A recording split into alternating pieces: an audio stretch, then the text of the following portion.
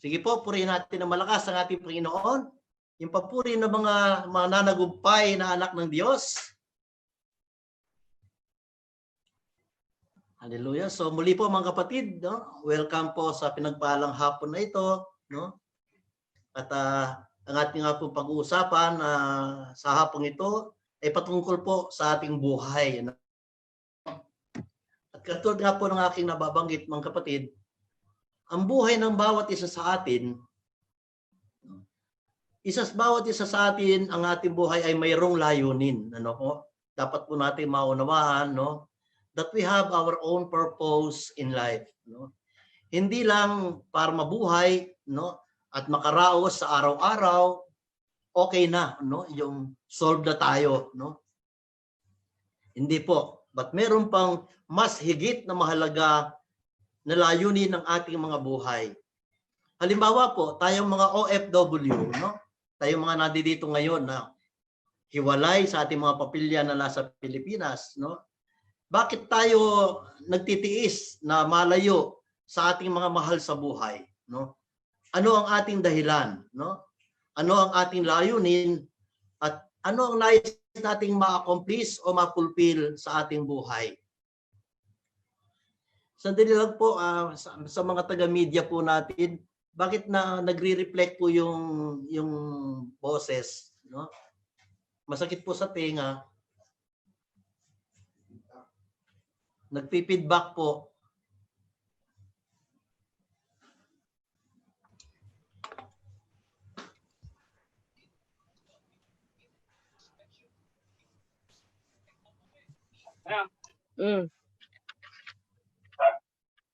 Feedback na open sila. Mute mo na yan.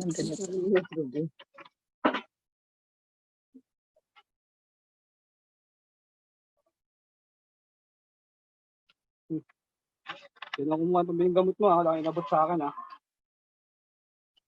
Ano ako rin? Ito na tayo subi, 7-6. Ali, okay na lang. Ako.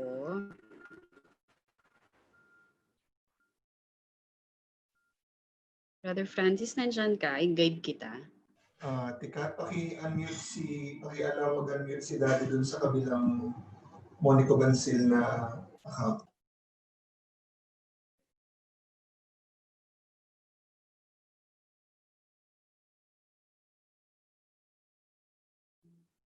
Makita yung isang account niya.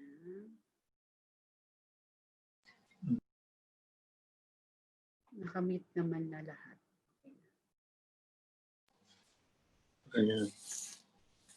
Okay. Okay na po. Yan. Okay na po. Okay na. Praise the Lord. Hallelujah. So mga kapatid, magpatuloy po tayo. Purihin ng Diyos. Hallelujah. Palakpan po natin ang ating Panginoon. Ano? Ay sasabi ko nga po sa inyo kanina, ano ba ang layunin natin? O ano ba ang dahilan natin? Bakit ba tayo mga OFW nagtitiis na malayo tayo sa ating mga mahal sa buhay? Napakahirap siyempre po, no? Lalo na mamuhay tayong nagsosolo-solo dito. Lalo pa nga sa panahon ngayon, ano po, na merong ganitong kalagayan tayong kinakaharap itong pandemic na ito. Na napakarami ko pong nabasa dyan sa Facebook, no? Napakarami kong nasusundan na sila'y nakocontaminate itong COVID-19 na ito at sila'y nagsosolo-solo dito. Pagdating pa doon sa isolation area, doon sa hospital, nagsosolo-solo pa rin. It's quite very painful and very difficult, no? Pero nagagawa po nating magtiis. Bakit? Ano ba ang layunin natin? No po? Siyempre, meron tayong dahilan para ma-accomplish at ma-fulfill. Siyempre po, yung may kabuluhan para sa atin at yung para sa ating mga mahal sa buhay, iyon ang ating layunin, no? Bakit natin ninanais? Halimbawa na makatapos at mapaaral natin ang ating mga anak. What is the purpose, no?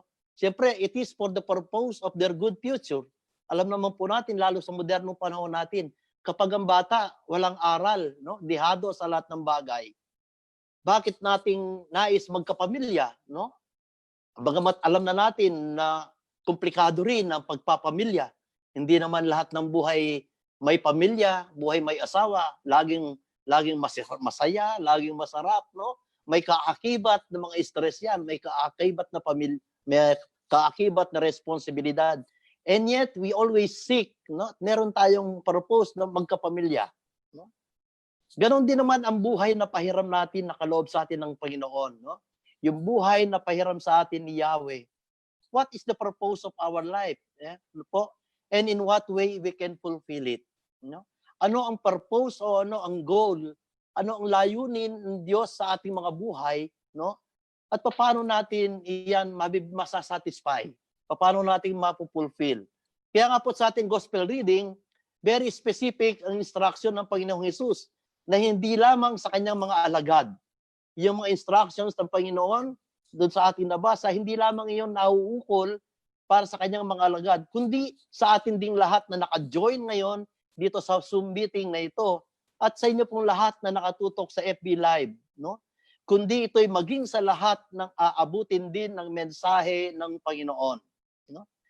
Kaya sa mga nakaraang linggo, nagbigay ng instruction ng ating Panginoong Hesus sa mga alagad prior to sending them out for the mission. No? Kung babalikan po natin ang mga nakaraang Sunday Gospel, laging mayroong doong mga paalala na mayroong mga instruction ng ating Panginoong Hesus before sending them out for the mission. At ano po iyon? No? Ano po ang mission na iyon? Doon sa Matthew chapter 10 verse 7, ganito pong nasusulat sa Matthew 10:7, as you go, proclaim this message, the kingdom of heaven is come near. Ano po? Lalo bandet ang karelang slide, edo man kay.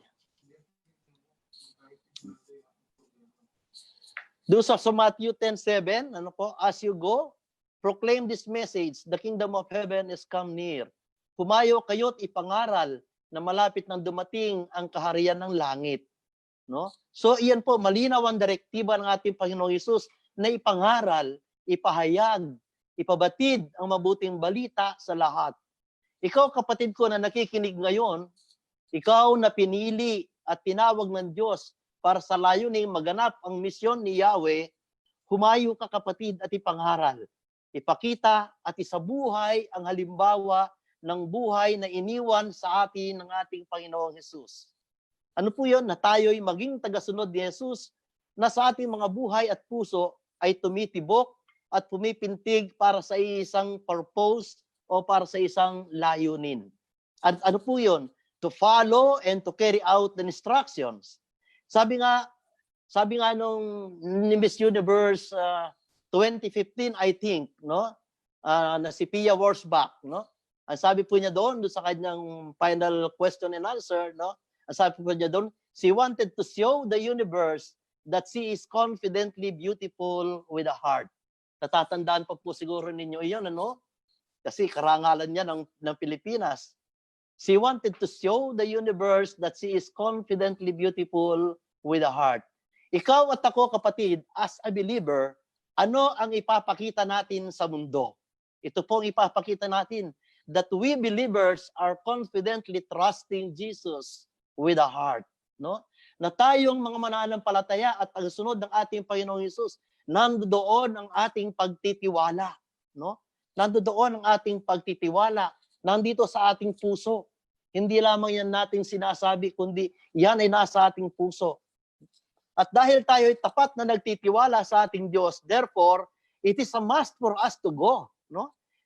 Kailangan nating humayo, to go out and with faith, sundin at gawin natin ang nais ng Diyos. Yes, alam po natin na hindi magaan at hindi magiging madali ang pagtugon at pagsunod sa nais ng ating Lord.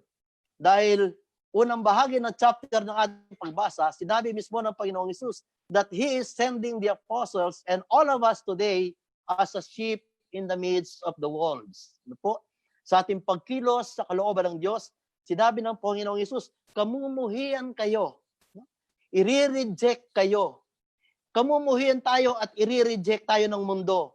Ibig sabihin, persecutions of every kind ay mararanasan mo, kapatid. Pero wag tayo diyan mag-focus, no? Wag tayo doon mag-focus, wag natin doon ituon ang ating pagtitiwala, ang ating mga mata, no? Kundi ituon natin sa katotohanan ng iyan ay napagtagumpayan ng mga naunang apostol Yan ay napagtagumpayan ng mga naunang tagasunod ng ating Panginoong Hesus. Kaya magkaroon din tayo ng confidence na magagawa at mapagtatagumpayan din natin ang layunin ng ating mga buhay. Amen po? Naniniwala po ba kayo? Hello, naririyan pa po kayo? Opo. Yes naman po, no? Kasi nagbibigay ng kanyang assurance, no? Nagbibigay ng assurance ng ating Panginoon. We only need to be strong and courageous dahil hindi niya tayo iiwan at hindi tayo pababayaan ni Yahweh El Shaddai. Isinusugo tayo, pero tinitiyak ng Panginoon that He is always with us. Kaya nga kahit na gaano pa kalaki at kahit gaano pa katindi, ang intensity ng rejection, ang intensity ng persecution na ating kakaharapin, sabi ng ating Panginoon, do not worry. Do not worry. Bakit? Sinabi ng ating Panginoon that we should not worry because we have the confidence that God is personally involved with us. No? Dahil sinabi ng ating Panginoon, kailangan tayong magkaroon ng confidence, kailangan tayong magkaroon ng kapanatagan sapagkat alam natin na personal na involved sa atin ang ating Diyos. No? Kasi nga sinabi niya that go and I will be with you. Kapatid, panghawakan po natin ang salita ng iyan, ang promise na yan sa atin ng ating Panginoon. That's why we need to be confident na magkaroon tayo ng kumpiyansa, magkaroon tayo ng kapanatagan na sa ating pagtugon sa layunin natin sa ating buhay, hindi tayo pababayaan ng Diyos sapagkat personal siyang involved sa atin. Confidence, no? Kaya nga po ang ating topic, mga kapatid, sa hapong ito ay may title na Confidence in Fulfilling the Purpose of Life. No? Ito po ang ating pag-uusapan ngayon, Confidence in Fulfilling the Purpose of Our Life. Kapanatagan na gampanan natin ang layunin ng ating buhay. Kaya nga po sabi ko kanina sa ating introduction, kung ano ba ang layunin ng ating buhay, no? Kasi naman kung hindi natin alam ang purpose kung bakit tayo nabubuhay, ano ang ating aasahang mararating sa kinabukasan? Di po ba? Mga kapatid, kung hindi natin alam ang layunin kung bakit tayo nabubuhay, ano ang ating aasahang mararating sa kinabukasan? Muli, ano nga ba ang layunin natin? Bakit nga tayo narito sa kabila ng napakahirap na kalagayan natin dahil na rin sa lockdown? Bakit nga ba tayo nagpamilya? Alam naman natin hindi yan madali. Ano po? Why we send our children to the school kahit alam natin kailangan natin hindi lamang tayo magdoble kayod. Lalo sa panahon ngayon, napakamahal ng lahat. Napakamahal ng tuition fee, mahal ang budget, mahal ang uniform, mahal ang gamit nila sa school.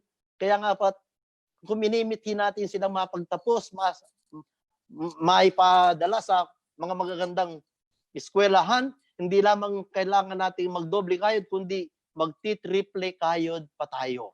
No? Kaya nga po mga kapatid, if we do not know the purpose of our life, then we are doomed to reach the end of it and see life as a waste. No? If we do not know the purpose of our life, then we are doomed to reach the end of it and see life as a waste. Kung hindi natin alam o tukoy ang layunin ng ating buhay na pahiram ng Diyos, then nahaharap tayo sa kawalan ng saysay ang ating mga buhay. Ika nga natin, kapatid, no? Sayang lang ang buhay na bigay ni Yahweh El Shaddai. Nais po ba ninyong masayang lang ang buhay na pahiram ng Diyos? Hello? Kasama ko pa po ba kayo? Hi, amen. Hallelujah. Ano po? Kaya nga po ba kung hindi natin nais na masayang ang buhay na pahiram sa atin, no? Gampanan po natin ang layunin ng ating buhay. Isang halimbawa, mga kapatid, ang sinabi ni Haring Solomon, no? I still remember sa aking nabasa. Ang sinabi ni Haring Solomon, no? Ang kanyang conclusion nang siya ay namuhay, nang hiwalay sa kalooban ng Diyos. On the first part, siya po ay namuhay, nakasama ang Diyos, sumusunod sa kalooban ng Diyos. Pero there are times na siya namuhay din ng hiwalay sa kalooban ng Diyos, no? At ang sabi niya, malilimutan lamang ang lahat ng pinagpaguran at pinagsikapan mong makamit sa buhay at wala kang madadala sa iyong paroroonan. Bagkus ang lahat ng iyan, may iwan lamang ang lahat, no? Doon po sa Ecclesiastes chapter 2 verses 18 to 19. Wala na ring halaga sa akin ang lahat ng pinagpaguran ko sa mundong ito. Doon po sa Ecclesiastes, mga kapatid, no? Hallelujah. Wala na ring halaga sa akin ang lahat ng pinagpaguran ko sa mundong ito, sapagkat ito'y maiiwan lamang sa susunod sa akin. At sino ang nakakatiyak kung siya'y marunong o mangmang? Gayunman, siya pa rin ang magmamana sa lahat ng mga pinagpaguran ko at ginamitan ng karunungan sa mundong ito. Ito'y walang kabuluhan. No? So warning po ni Haring Solomon na huwag dito ituon ang focus ng ating puso, no? Sapagkat nung siya mamuhay ng hiwalay sa kalooban ng Diyos, ipinokus niya ang kanyang puso sa what is in the world, no? Kaya nga po, warning niya ngayon, huwag natin dyan i-focus ang ating puso. Of course, hindi naman masama yung tayo maghangad, na tayo ay mangarap na gumandarin at guminhawa ang ating mga buhay. Bahagi po yan ng buhay na bigay sa atin ng Diyos. Bagkus, kundi alamin din naman natin ang tunay at mas mahalaga at totoong layunin ng ating mga buhay. Dapat hindi natin kalimutan kung alin ang mas mahalaga, kung alin ang mas matimbang at totoong layunin ng ating buhay, no? Binigyang buhay naman ni Apostol Pablo ang tunay na purpose ng isang buhay Kristiyano, no? Apostle Paul gave purpose to a Christian life na mababasa po natin sa Romans chapter 8 verses 28 to 29. And we know that in all things God works for the good of those who love Him, who have been called according to His purpose.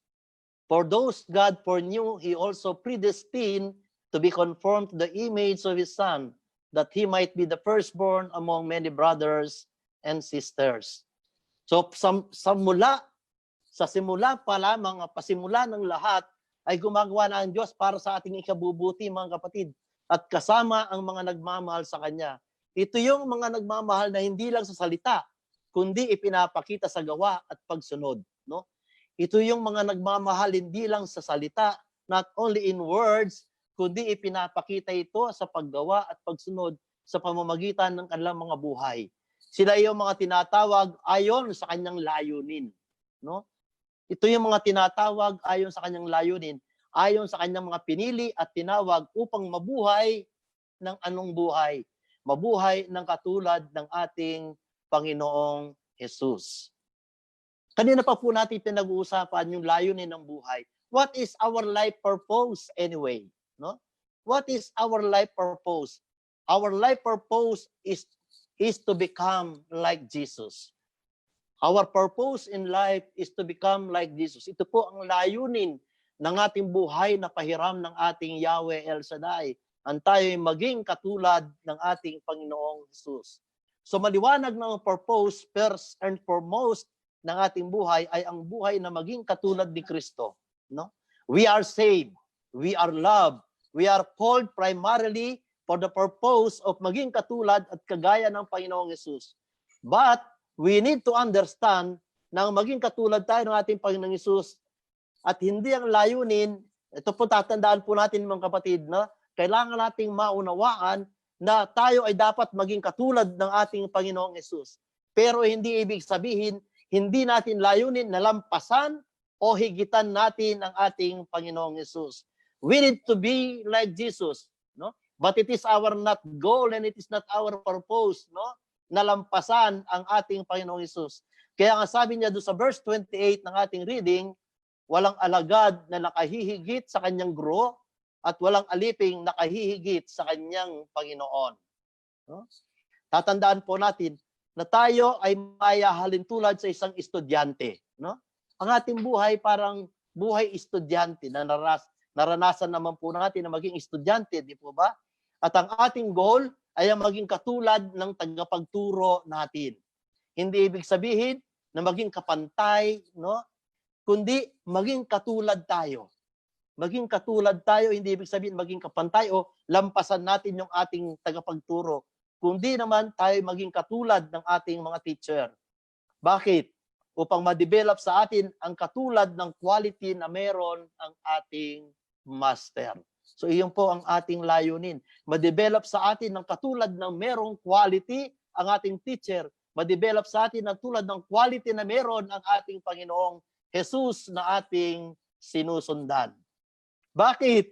Upang sa ganon, makita at malaman ng lahat ang ating malaman ng lahat ng ating makakatagpo kung sino ang teacher na mayroon tayo. Kung sino ang mayroong Diyos na ating sinusundan. Kung kaninong Diyos tayo nabibilang. Gets po ba ninyo, mga kapatid? Hello? Hi. Nasusundan po ba ninyo? Amen. Purihin nga po natin ang ating Panginoon. Purihin ng malakas.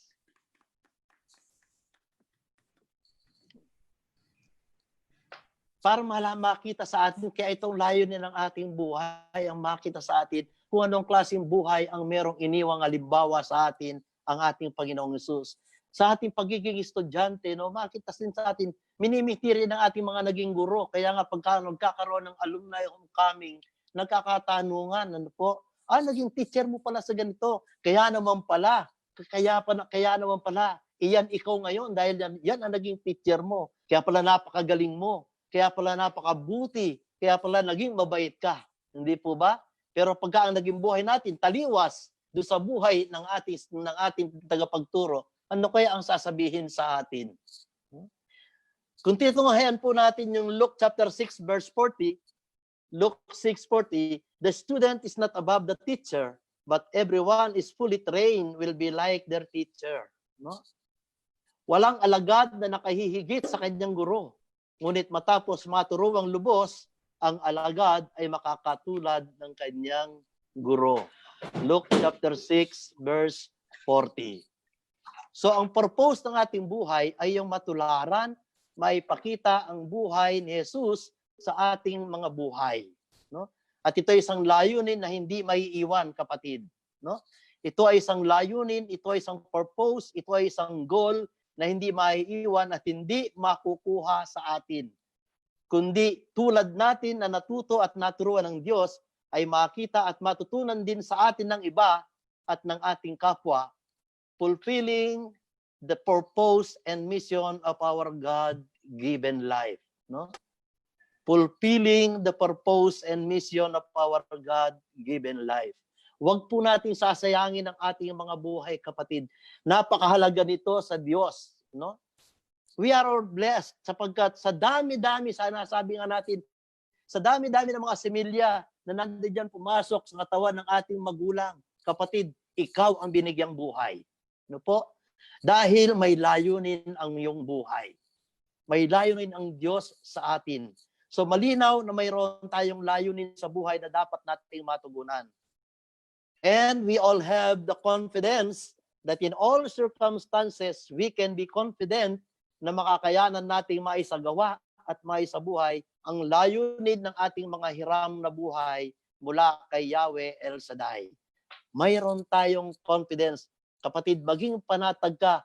Huwag po nating sasabihin, kung minsan kasi tayo, no? Mayroong binigay na halimbawa sa ating trabaho, may ibinigay na instruction, hindi pa naman natin yan sinusunod, nagre-reklamo na tayo. Ano ba yan? Mukhang mahirap naman gawin yan. Ano mga kapatid? Ang sabi nga ng ating Panginoon, di po ba? Sumunod lang kayo.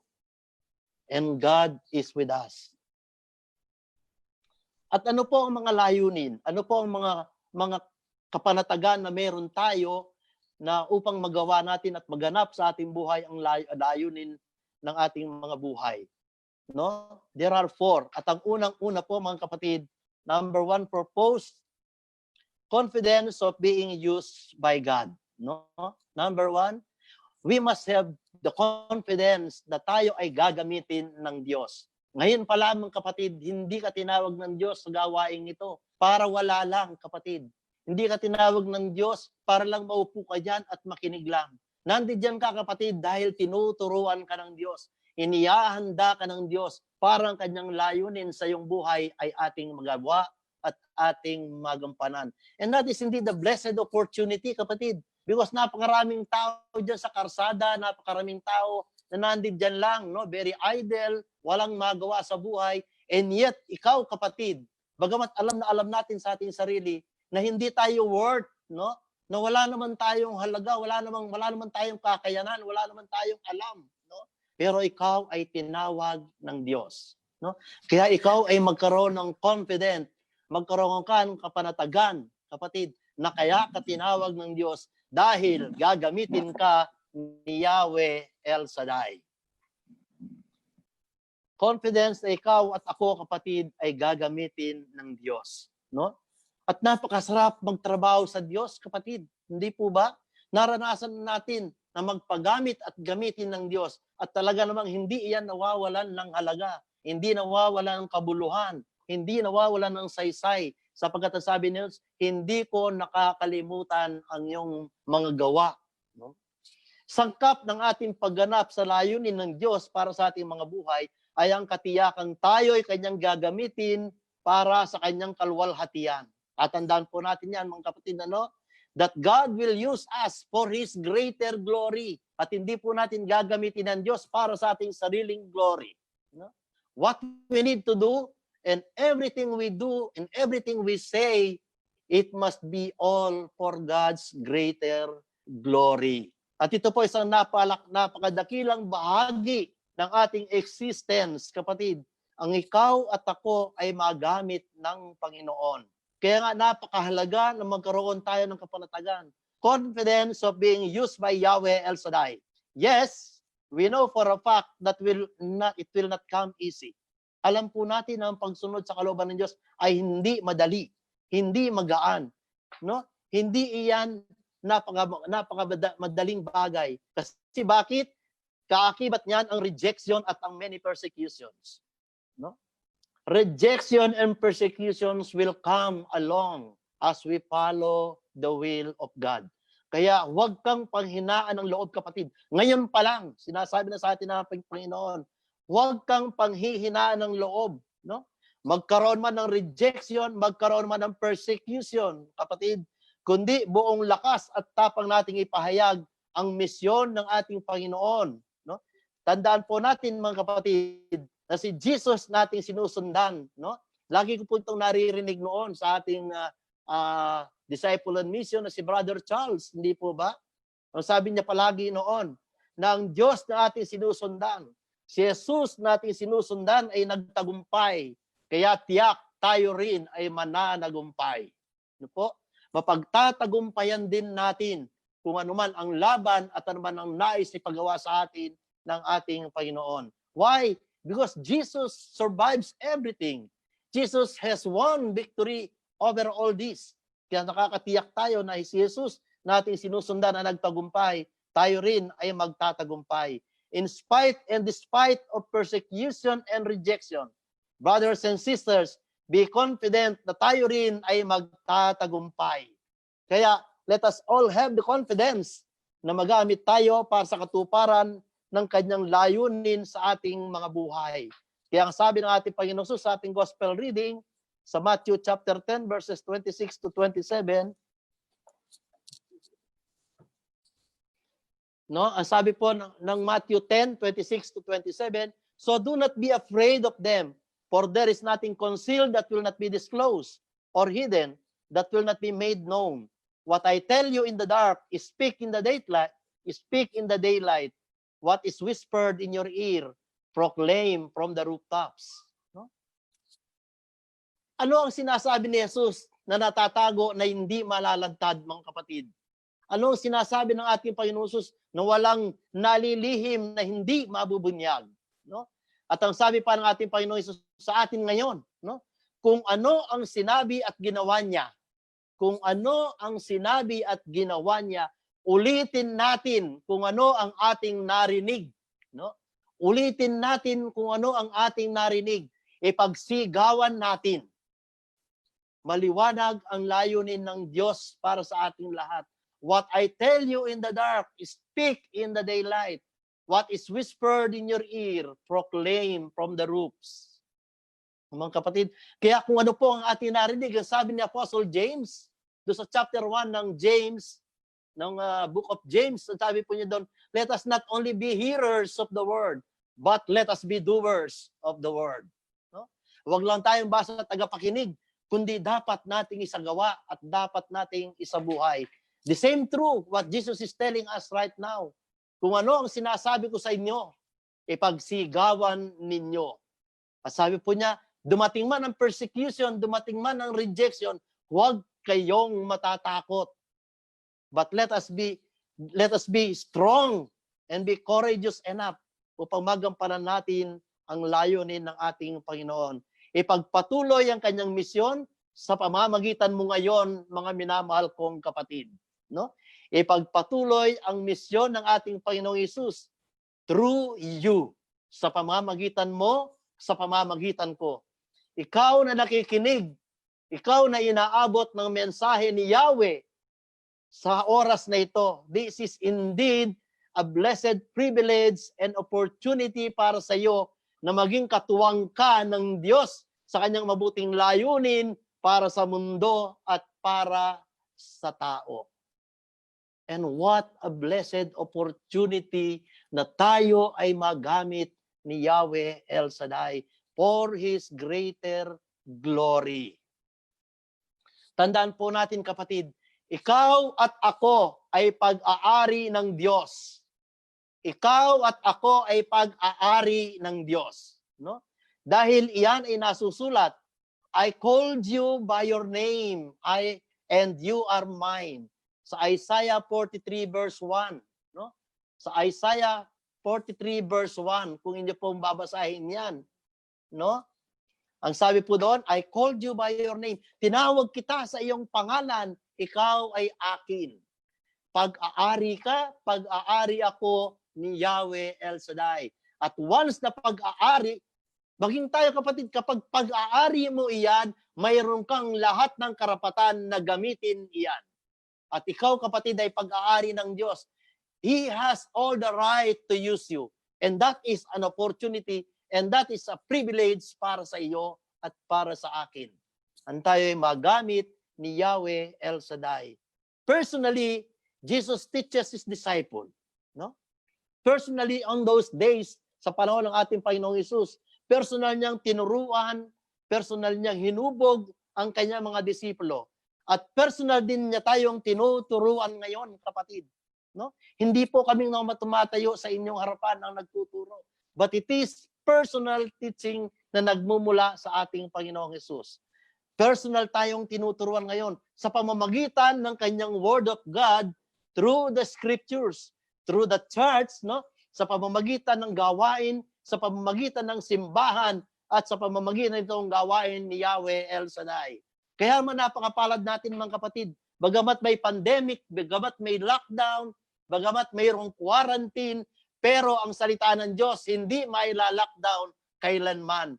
Gagawa at gagawa ng paraan ng Diyos upang ikaw at ako ay kanyang makatagpo, upang ikaw at ako ay kanyang magamit, upang tayong lahat, mga kapatid ko, ay makaganap sa layunin ng ating mga buhay.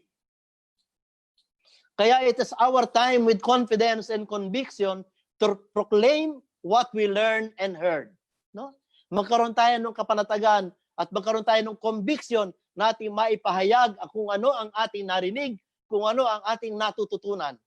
Lahat ng kailangan nating malaman, lahat ng kailangan nating maunawaan sa buhay upang mabuhay ay inihayag at walang inilihim sa atin ang ating Panginoon.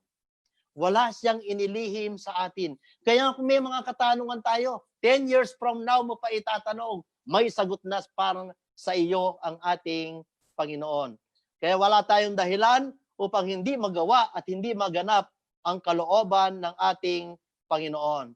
Kaya nga mga kapatid ko, be glad and rejoice. No? Be confident. God will use you for the greater glory of Yahweh El Shaddai. Be confident. God will use you for the greater glory of Yahweh El Shaddai. Hindi lamang kami ang gagamitin ng Diyos, hindi lamang yung mga masisipag nating choir, hindi lamang yung masisipag na multimedia, hindi lamang ang masisipag na SBW. Kapatid, every one of us, lahat tayo mayroong bahagi upang gampanan ang layunin ng ating kanya-kanyang mga buhay sa ikaluluwalhati ni Yahweh El Shaddai. Be glad and rejoice. Kaya we must all be confident that God will use us for the greater glory of His name. At yan po, number 1, confident that we have that we will be used by God. At ang number 2, confidence in the midst of persecution. Ito po yung sinasabi ko sa inyo kanina, no? Confidence in the midst of persecution. Matthew chapter 10, verse 28, do not be afraid of those who kill the body, but cannot kill the soul. Rather, be afraid of the one who can destroy both body and soul in hell. Bakit narinig niyo mga kapatid, no? Huwag ninyong katakutan ang pumapatay ng katawan, ngunit hindi naman nakakapatay ng kaluluwa. Sa halip, ang katakutan ninyo ay ang Diyos na may kakayahang pumuksa ng katawan at kaluluwa sa impyerno. So kahit na nandiyan na ang rejection, nandiyan ang persecution, no? Katulad kanina, no, sa nabasa ko kung paano namatay ang mga saints. Katulad kanina sa homily ni Father Troy, kung paano namatay si San Pedro at si Apostle Paul. Hindi po ba? Pero hindi iyon naging hadlang sa kanila upang patuloy nilang magampanan ang layunin ng kanilang mga buhay. No? Kaya sabi ng ating Panginoon ngayon, huwag ninyong katakutan ang mga iyan, yung pumapatay lang ng katawan, ngunit hindi nakakapatay ng kaluluwa. Yes, Jesus is reminding us na hindi tayo libre. No? Jesus called us upang tayo kanyang magamit, magampanan natin ang kanyang layunin. No? Pero hindi niya ibig sabihin na hindi na tayo ay libre na tayo ay exempted na sa persecution at rejection. And I am sure, lahat tayo ay nakaranas na ito, mga kapatid. At siyempre, mayroon naman tayong choice, kapatid. Kaya nga binibigyan tayo ng choice ng ating Panginoon. No? Kaya nga sa ating pagiging SBW, sa ating paglapit sa Diyos, sa ating nais na maglingkod sa Diyos, sa nais magpagamit sa Diyos, kapatid, we have our own choice. Hindi naman tayo dyan pinilit. No? Walang sapilitan. But it is our choice. No? Mayroon tayong choice kung okay ba sa'yo na sumunod at gampanan ang layunin ng Diyos sa buhay mo o kung ayaw mong magpagamit kay Yahweh El Shaddai. It is your choice. Magpapatuloy, tatalikod, or susuko ka ba? Would you strive to please God or choose to please people? No? You have your choice, kapatid. Kung magpapatuloy ka ba, kung tatalikod ka ba, or susuko ka ba? Or would you strive to please God or choose to please people? Let me help you pick the right choice, kapatid. Hayaan yung tulungan ko kayong makuha yung tamang choice. Kapag naharap tayo sa ganitong sitwasyon, total, sabi ng Panginoon, hindi tayo libre, hindi tayo exempted sa persecution, hindi tayo libre sa rejection. Therefore, kung ganon, no, harapin natin ito. No? Kapag naharap tayo sa ganitong sitwasyon, may dahilan pa rin tayo na maging confident. You still have the right and the reason to be confident at maging matatag. Ang mismong salita ni Jesus sa verse 28, huwag katakutan, sabi ng ating Panginoong Jesus, huwag katakutan ang kaya lang pumatay ng katawan, kundi iyong may kakayahang pumuksa both body and soul in hell. Your choice, kapatid, no? Kung kanino ka matatakot, kung kanino ka susunod. It is our choice. Choice mo, smoking or non-smoking area. It is your choice. Alam naman po natin kapag humiwalay tayo sa kalooban ng Diyos, pag pinili nating sumuway sa kalooban ng Diyos, it is our choice. Hindi yan choice ng ating Panginoon. Pero kapag pinili nating sumunod sa kalooban ng Diyos, kapatid, it is even our choice. Ano po? At alam naman natin, sa bawat choices na ating gagawin, we need to face the consequence of our choices. Kaya nga sabi ng ating Panginoon, no? Kaya nga Jesus' words to all of us, Do not fear. Ang sabi niya sa atin ngayon. Huwag kayong matakot. Yes, ang takot na dala ng persecution ay nandiyan. Hindi yan nawawala. Hindi ko po sinasabi sa inyo, hindi tayo nakakaranas ng takot. Hindi naman kasi talaga nawawala yan. Pero, kung mayroon iyan, huwag din natin kakalimutan na si Jesus na ating sinusundan ay nandiyan. No? Mayroon tayong Diyos. Nandyan si El Shaddai na nangakong tayo ay kanyang sasamahan even to the end of the age. No? Hindi tayo iiwan, hindi tayo pababayaan. Mayroon tayong Panginoong Hesus na nagtagumpay. Kaya tayo rin mapagtatagumpayan natin ang hamon ng buhay. Purihin ang Panginoon, purihin ang Diyos. Yan po ang number 2. Ang number 1, confident that God will use us. At number 2, confidence in persecution. At ang number 3, purpose, confidence in God's intimate care for us. We must have the confidence that God cares for us. Doon sa Matthew 10:29 to 31, ang sabi po doon sa ating reading sa Matthew 10:29 to 31, hindi ba't ipinagbibili sa halagang isang tanso ang 2 maya? Gayon man, kahit isa sa kanila ay hindi nahuhulog sa lupa, kung hindi kalooban ng inyong Ama. At kayo, maging ang buhok ninyo'y bilang niyang lahat. Kaya't huwag kayong matakot, higit kayong mahalaga kaysa maraming maya. So narinig niyo mga kapatid, kung gaano tayo kinecare ng ating Panginoon. Higit kang mahalaga kaysa maraming maya. Bilang mananampalataya at tagasunod, we are privileged to enjoy the intimate care and concern ng ating Panginoon sa bawat isa sa atin. Bakit? Dahil higit tayong mahalaga, hindi lang sa 2 maya, kapatid, no? Hindi lang sa 2 maya, kundi higit tayong mahalaga sa mas maraming maya. Ganon tayo ka-espesyal sa paningin ng ating Diyos. Kaya sa ating pagkilos sa layunin ng ating buhay, maaasahan natin ang gabay at patnubay ni Yahweh El Shaddai. Bakit? Dahil special ka sa Diyos, kapatid. Angkinin mo yan. 101% angkinin mo that you are special in the eyes of God. Bakit hindi ka special, kapatid? No? Bakit hindi ka special? Anong dahilan bakit ka naging special sa ating Panginoon? Ang sabi niya, ultimong bilang ng ating buhok, kabisado na ng Diyos, kapatid. Ultimong bilang ng ating Diyos, kabisado na ng ating Diyos. What more ang iyong kalooban? What more ang iyong pangangailangan? What more kung ano ang kinakailangan mong magkaroon sa araw-araw na iyong buhay ang hindi pa ba nalalaman ng Diyos? Kaya sabi niya, before you ask it, alam ko na. Maging ultimo bilang ng ating buhok, alam na ng ating Diyos. That's how God cares for us. No? Kapatid ko kay Kristo, no? Napakarami na ng mga sophisticated na mga counting machine ngayon in this modern world. Napakarami na ng mga sophisticated na mga counting machine ngayon. Pero hindi pa kayang bilangin ang hibla ng ating buhok. Kahit pa nga siguro, kahit pa mga kapatid, ano? Kahit pa yung makita natin sophisticated na kayang magbilang, kahit na gaano karaming pera, no? Pero hindi pa niya kayang bilangin ang hibla ng ating mga buhok. Kahit na nga siguro, nasa gilid-gilid na lang ang ating buhok, kapatid. Hindi pa nila kayang bilangin. Wala pang sino mang makakapagbilang kahit nandito na lang sa gilid na yan ang ating buhok, kahit wala na iyan dito. Wala pang makakabilang. Pero ang ating Diyos na sinusundan, kapatid, ang Diyos na gumagamit sa atin, ang Diyos na may layunin sa buhay mo, ultimong bilang ng iyong buhok, alam na alam ni Yahweh El Shaddai. Kaya ano pang ipag-aalala mo? Ano pang ipag-aalala mo para masunod at magawa ang nais ng Diyos? Kaya let us all be very confident that God really cares for you. Be confident that God really cares for every one of us na nakatutok ngayon dito sa gawain na ito.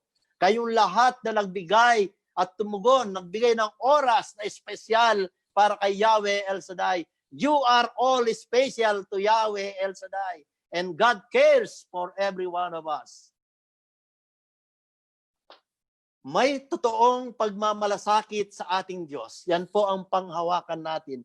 At dahil may kapanatagan tayo na may concern ang Diyos sa iyo at sa akin, sa ating lahat, asahan mo kapatid ko kay Kristo, you can be confident that God is always intimately involved in our daily life. You can be confident that God is always intimately involved in our daily life. Nakikita po niyo yan, kapatid? Be confident that God is always intimately involved in our daily life. Magkaroon ka ng kapanatagan, kapatid, na laging mayroong care, na laging may pakialam sa iyo ang Diyos sa iyong buhay, na laging naririyan ang Diyos sa iyong buhay, na hindi ka pababayaan ng Diyos kahit kailan, na hindi ka susukuan ni Yahweh El Shaddai. Pangako yan ng ating Panginoon that He is always with us. Kaya makakaasa ka, laging involved sa lahat ng iyong activities, sa lahat ng iyong mga plano, sa lahat ng iyong mga pangarap. I-involve mo ang ating Diyos, kapatid. And rest assured, hindi mananatiling mga plano at mga pangarap yan. Bibigyan at bibigyan ng katugunan ni Yahweh El Shaddai. Lalagi siyang kasangkot sa bawat pahina ng ating buhay. Tatandaan po niyo yung kapatid. Laging sangkot sa bawat pahina. On all pages of our life, God is involved. Dahil pangako niya, hindi niya tayo iiwanan. Na siya kasama natin hanggang sa wakas ng panahon. Kaya kapit ka lang, kapatid. Huwag kang bibitaw sa pagtugon at pagsunod sa misyon ng ating Yahweh El Shaddai. At number 4, finally, kapatid, number 4, be confident that confidence when we stand before God. Magkaroon ka ng confidence, kapatid, na sa darating at darating ang oras, darating at darating ang pagkakataon sa buhay mo, kapatid ko, natatayo ka sa harapan ni Yahweh El Shaddai. Hindi maitatatuwa iyan. Hindi natin maiiwasan iyan. Kaya ngayon pa lamang, kapatid, hayaan mong maganap sa buhay mo ang layunin ng Diyos upang sa ganon, kapatid, magkaroon ka ng confidence na gagamitin ka ng Diyos, magkaroon ka ng confidence in the midst of persecution, magkaroon ka ng confidence that God really cares for us upang sa ganon, makarating ka doon sa puntong may kumpiyansa ka, may kapanatagan kang haharap kay Yahweh El Shaddai pagdating ng takdang panahon. No one is spared. Walang sino man ang makakalusot, walang sino man ang makakaligtas sa pagharap natin sa Diyos. Lalagi siyang kasangkot, kapatid, no? Sa Matthew 10:32-33, ang sabi po diyan sa Matthew 10:32-33 ng ating gospel reading, ang sino mang kumikilala sa akin sa harapan ng mga tao ay kikilalanin ko rin naman sa harapan ng aking amang nasa langit. Ngunit ang sino mang ikaila ko sa harap ng mga tao ay ikakaila ko rin sa harap ng aking amang nasa langit. Narinig niyo mga kapatid? Ang sino mang daw kumilala sa kanya sa harapan ng mga tao, ibig sabihin, yung hindi natin ikahihiya, yung ating isa sa buhay, yung makita sa atin kung sino ang Diyos na ating sinusundan, na isinasabuhay natin ng kanyang kalooban, hindi lang natin dinidinigan sa kanyang salita, ngunit tayo ay nagsasagawa. Ang ibig sabihin niyan, tunay na kinikilala natin si Yahweh El Shaddai. At ang sabi po niya, ang sino mang ikaila ako, ngunit kung ating sinusuway, ikinakaila natin ang ating Diyos. At tayo din daw ay kanyang ikakaila sa harapan ng kanyang amang nasa langit. So pagdating ng oras na tayo ay tatayo sa harapan ni Yahweh, kapatid, naroon ang ating Panginoong Hesus. It is either kikilalanin ka o ikakaila ka. It is your choice. No? Tayo lang po ang nakakaalam niyan. Tanong, my beloved brothers and sisters, we will all stand before God. No? Ang oras at panahon, walang nakakaalam. No? Walang nakakaalam ng oras at panahon kung kailan tayo tatayo sa harapan ng Diyos. But that time will surely come. No? Darating at darating ang panahon na tayo itatayo. Hindi lang natin alam kung kailan. Maring ngayon, maring mamaya, maring bukas, maring after 10 years, maring after 20 years. Who knows? Only God knows. Kaya nga po ba't hanggat may panahon tayo, while we still have the time, fulfill the purpose of your life. No? Gampanan natin ang ating layunin. Ang sabi ng Diyos, bawat isa sa atin ay tatayo sa harapan niya upang magbigay tuos. No? Tayo magbibigay tuos o magbibigay kwenta sa ating Panginoon. Kaya ngayon naman kapatid, no? Pagnilayan na natin kung nagaganap ba ang layunin ng Panginoon sa buhay mo. Ikaw at ako lang ang nakababatid.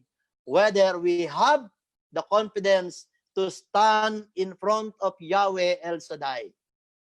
Kilala nga ba natin ang Diyos? Okay, marahil kilala mo nga siya.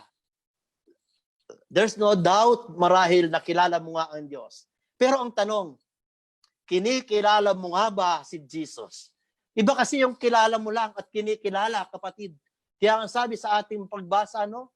Ang sino mang kumikilala sa akin, kikilalanin ko rin. No? Kung kilala mo nga siya, dapat kapatid, kinikilala mo rin ang ating Panginoong Hesus.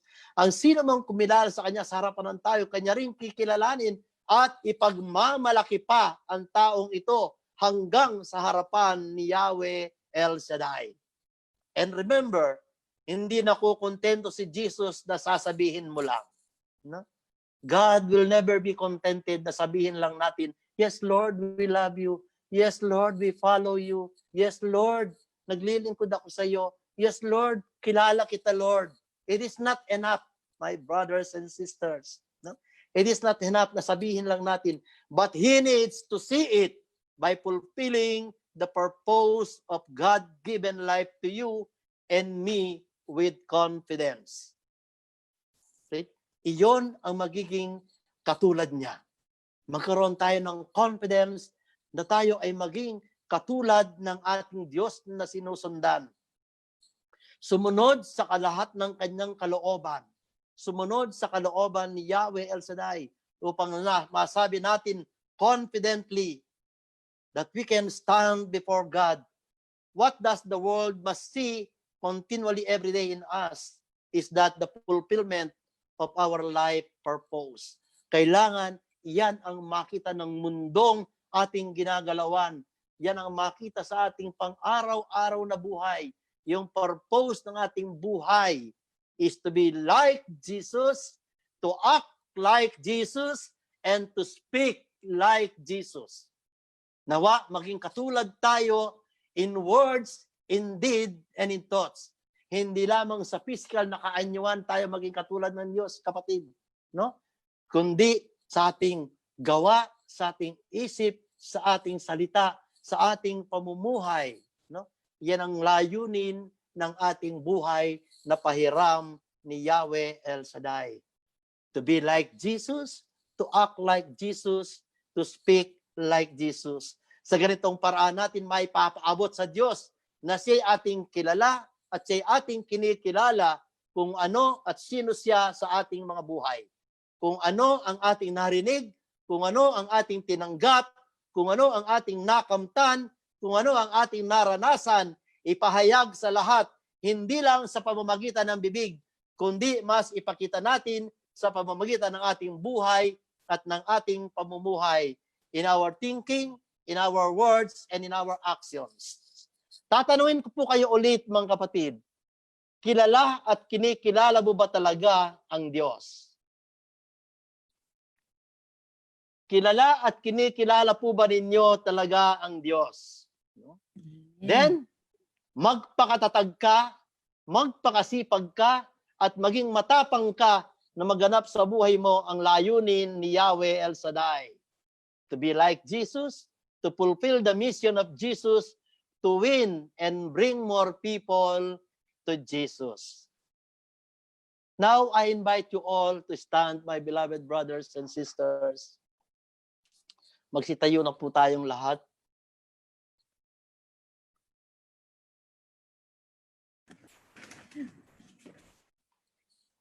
Mga minamahal kong kapatid, Ang tunay na umiibig at kumikilala sa Diyos ay nabubuhay katulad ng halimbawa ng Diyos. At ito ang pruweba at tanda ng ating pagkilala at pagsunod sa Panginoon. Confessing Jesus with confidence means umaayon tayo, kapatid. Ibig sabihin, nagtitiwala tayo. Ibig sabihin, nananalig tayo kung ano at sino ang Diyos. Kung ano ang ginawa para sa iyo ng Diyos. To be confident ay masasabi natin sa buong mundo na walang kulang ang buhay na bigay sa atin ng ating Panginoon. To be confident is that kinikilala niya tayo, iniibig niya tayo, iniligtas niya tayo, mga kapatid. Pinagpapasensyahan tayo ng Diyos. Gaano man tayo ka-stubborn, no? Gaano man kadalas tayong humiwalay, gaano man kadalas tayong magkasala, gaano man tayo kadalas magkamali. Pinagpapasensyahan at hinihintay pa rin tayong muling pagbalik sa Diyos. Muling magpagamit sa Diyos. Patuloy pa rin niya tayong iniingatan, patuloy pa rin niya tayong pinagpapala, patuloy pa rin niya tayong dinidinig. No? Patuloy pa rin niya tayong pinapakinggan sa tuwing nais nating makipag-usap. No? Pinagpapala tayo. Siya ang lagi nating kausapin, kapatid. Siya ang lagi nating Diyos, ang lagi nating tinatawag at lagi nating gabay at patnubay. Siya ang ating tunay na kaibigan. Siya ang ating tunay na konfidante. Siya ang ating tunay na modelo ng ating mapagmahal na Diyos. Ipakilala naman natin ngayon, kapatid, no? Na siya ang lahat sa ating buhay. Na siya ngayon ang lahat-lahat sa iyo, sa ating buhay. Ang ating mabuting Diyos, ang ating Panginoong Hesukristo, Kristo ang kanyang pangalan, kapatid. At kasabay, nais ko, kapatid ko, kay Kristo, no? Kasabay ng awiting ating pagninilayan, no? Itaas natin sa Diyos ang lahat ng ating mga kailangan, ang lahat ng ating mga prayer request. Let us be confidently claim that we are all answered prayer sa pangalan ni Jesus. Buong puso po natin tapat sa ating mga puso. Buksan natin ang ating mga puso, ang ating kaisipan. Alam ng Diyos ang ating kailangan, mga kapatid. Magpakatotoo lang tayo sa harapan ng Diyos. Sabihin natin sa Kanya. No? Sabihin natin lahat ang gusto nating hingin sa ating Panginoon. Ano man yan ang pangarap mo, ano man ang mga plano mo, ano man ang mithiin mo, kapatid. Kayang ibigay sa iyo iyan ng Diyos. Walang makakapigil sa biyaya mo na magmumula sa Diyos. Ilapit mo lang sa Diyos. Yakapin mo ang lahat ng pangarap mo. Itaas mo sa Diyos. Kilalanin mo lang ang ating Panginoon. Kilalanin mo lang si Yahweh El Shaddai. Kilalanin mo lang ang ating Panginoong Jesus. Kikilalanin Kanya sa bawat sandali, kapatid. Kilala mo ba ang Diyos?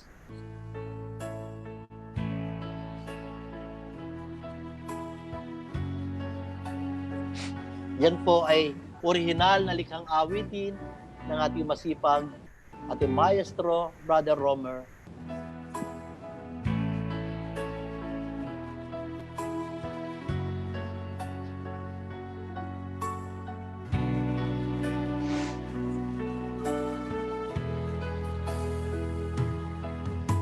Nakikilala mo ba ang ating Diyos? Kilala mo ba si Jesus? Kilala mo bang tagapagligtas na sa ating nagbigay lakas? Nakikilala mo ba siyang lubos na sa sanlibutan ay tumubos? Pag-ibig sa atin umaagos, nawa ang papuri mo'y taos. Siya ang Panginoon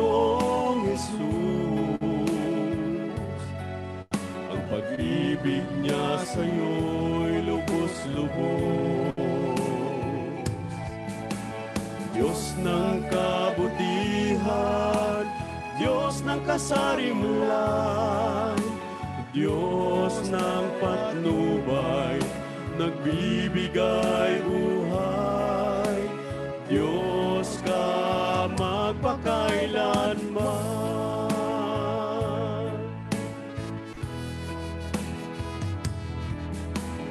Kung siya'y ating kikilalanin,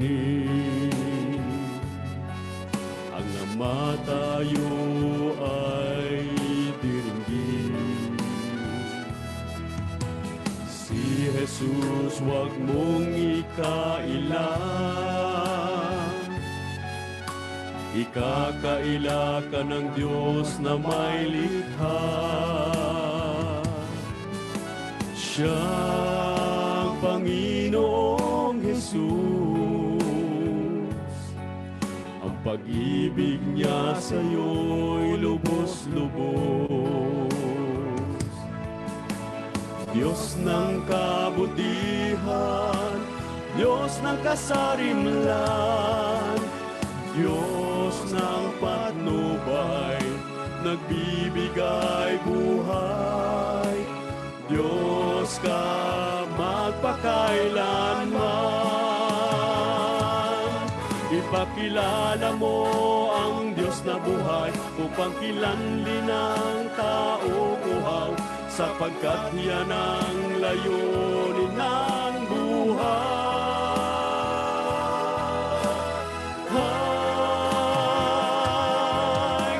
Siyang Panginoong Jesus,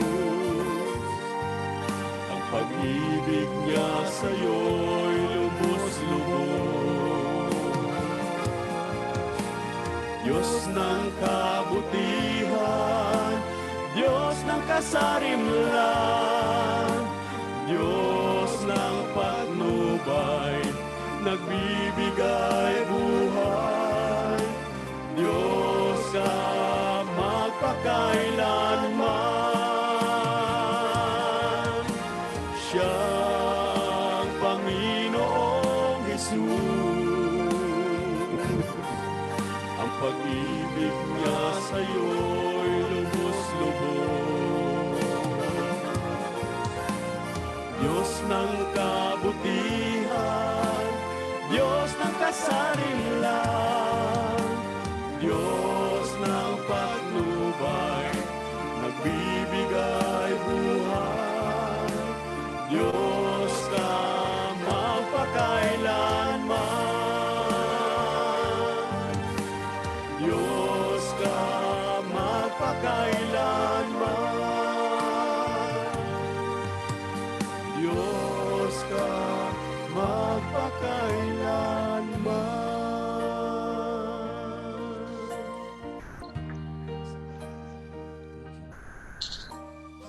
Brothers and sisters,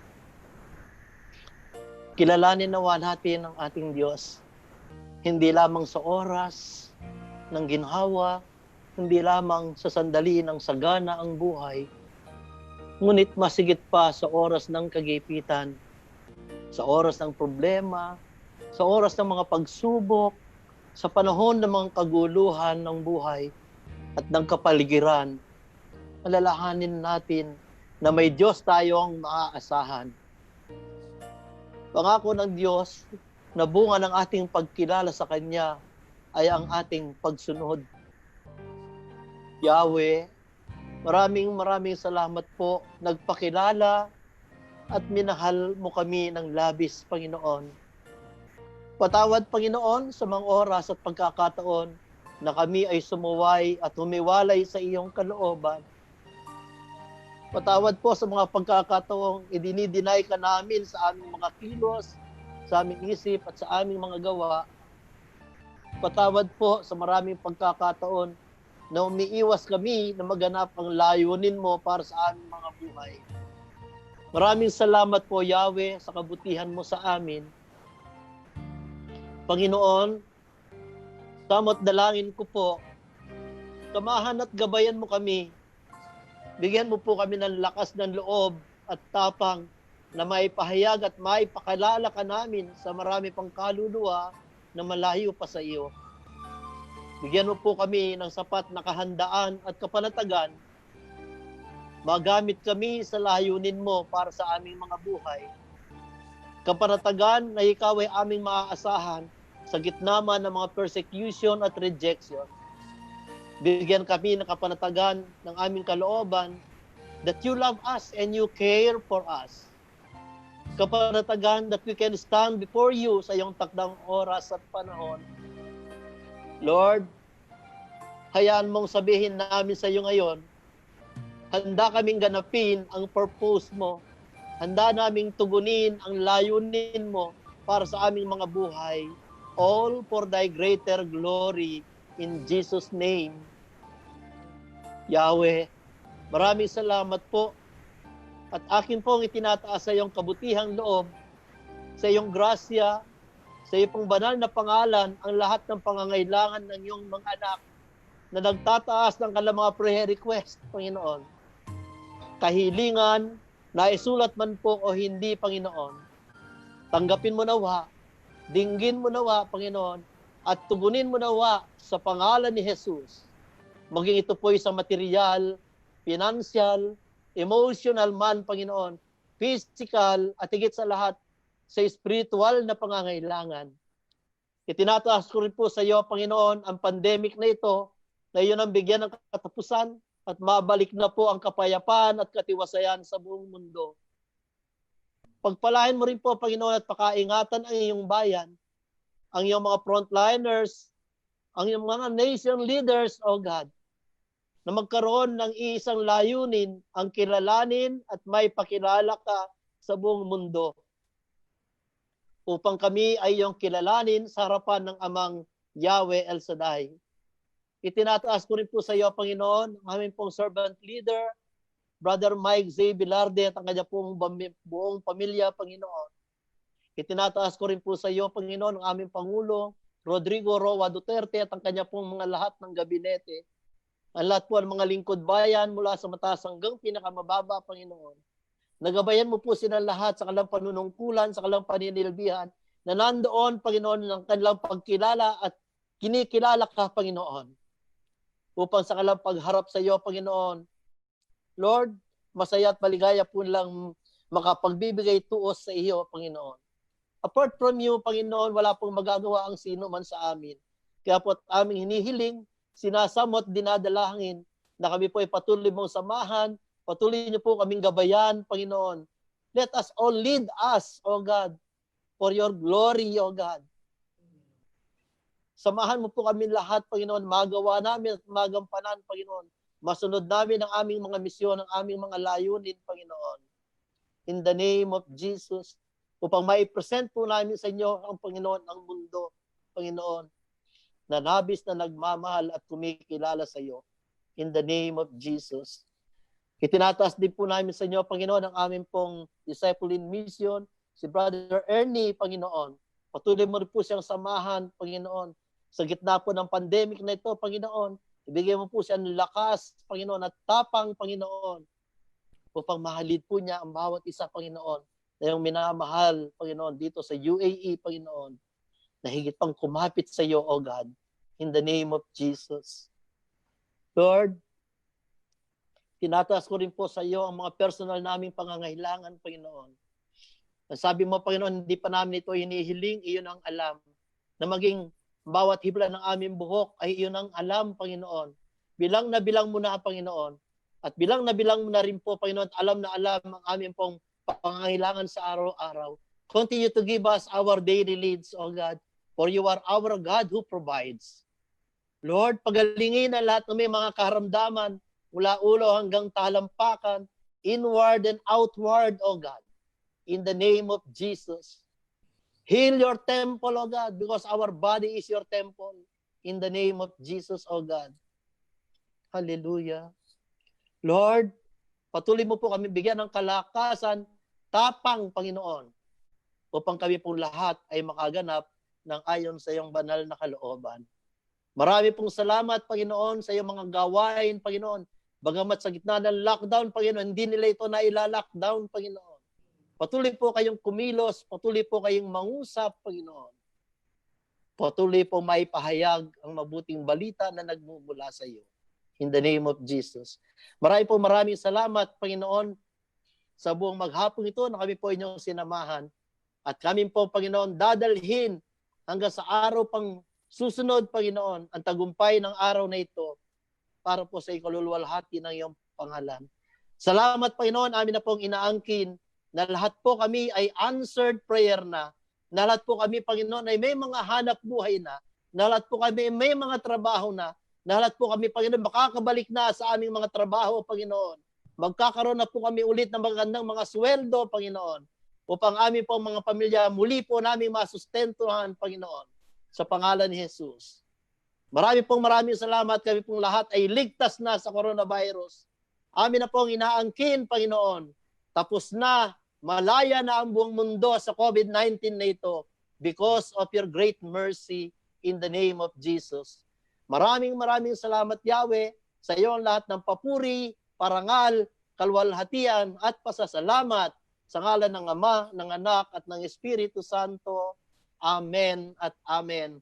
Let us all give thanks to the Lord.